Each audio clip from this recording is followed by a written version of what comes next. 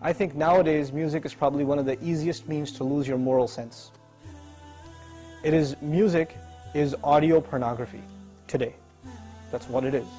It's explicit, it's shameless, it's vulgar, it takes your sense of humanity away from you, it makes you look at women as objects, worse than animals. Just as, and these people are talking about women like they're talking about, an animal, really. It objectifies women, and especially I've noticed a lot of the brothers that I know of, Muslims, that are really into the hip-hop scene, and they're kind of doing the hifz of the song, right? They're memorizing the song, and they're really good at reciting it with perfect tajweed too, right? And so they do that, and it's just horrible language, horrible, horrific language. The only simple response I have to that, if you have any regard for the book of Allah, that you really think it's from Allah, بِئْسَ الْإِسْمُ الْفُسُوقُ بَعْدَ الْإِيمَانِ.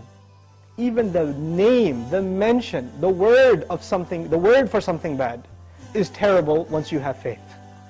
Even the mention of something terrible is horrible for you, it's harmful for you after you have faith. You have to have a clean tongue. You have to say what قُلْ لِعِبَادِي يَقُولْ الَّتِي هِيَ أَحْسَنُ. Tell my slaves to say that which is the best. Say what is the best. Say good things from your mouth. So this is the first thing. When you say horrible things, and you say things that are in direct contradiction to the moral gauge Allah gifted us with, then obviously you're deviating from your natural fitrah, your predisposition to turn to Allah. And when you constantly listen to garbage like that, then you get deviated. And you don't find pleasure except in disobedience to Allah, and that's a sign of a sick heart. So one has to distance themselves from this. This is the first step. And I'll tell you, this is my personal measure, this is not a fatwa, it's my personal analysis, you don't have to take it. But if a person finds listening to the Qur'an annoying, after they've been listening to hip-hop and this and that for a long time, and as soon as somebody puts the Qur'an on in the car, you know what to say? Oh man, turn that off, man, I don't want to, I just want to talk. And they immediately, they get a little annoyed when they hear the Qur'an. That actually means the shayateen have taken over.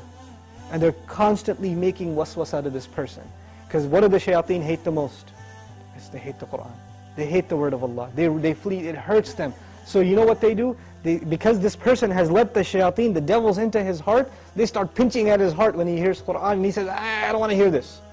Right? It's like surgery, it's like pulling a tooth for this person. This happens. When you try to give this person a reminder from Allah's word, they get annoyed by it, like agitated, like an allergic reaction. Why? Because they've let the shayateen in. To let them out, the first thing you got to do is stop supplying them with fuel. This is fuel.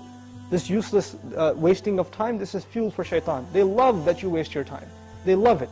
Because the one asset, the one piece of wealth Allah gave every human being is time.